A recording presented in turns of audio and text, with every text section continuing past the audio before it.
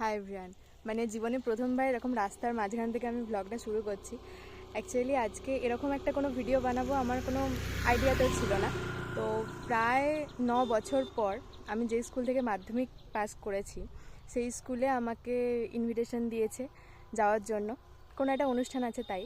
তো সেই পুরনো রাস্তা, মানে হয়তো জায়গাটা একই, রাস্তাটা একই নয়, কারণ আমরা যখন গেছিলাম তখন মোরাম রাস্তা ছিল, এখন ঢালাই রাস্তা হয়ে গেছে। মানে অনেক জায়গাটার পরিবর্তন হচ্ছে, চারিদিকে দুপাশারি জমি।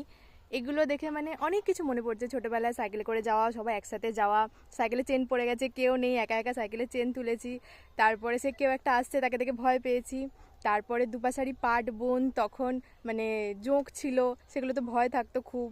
তারপরে রাস্তায় গরু বাঁধা থাকতো, তখন সেগুলো এগোতে পারতাম না। এত কিছুর মধ্যেও মানে রোজ স্কুল যেতাম, বৃষ্টি হোক রোদ হোক যাই হোক, পরীক্ষার আগের দিন হোক।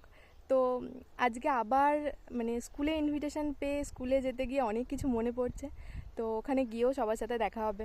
স্কুলটাও হয়তো অনেক চেঞ্জ হয়ে গেছে, তো জানি না, মানে খুব খুব ভালো লাগছে, মানে সত্যিই খুব ভালো লাগছে এতদিন পর স্কুল যাচ্ছি।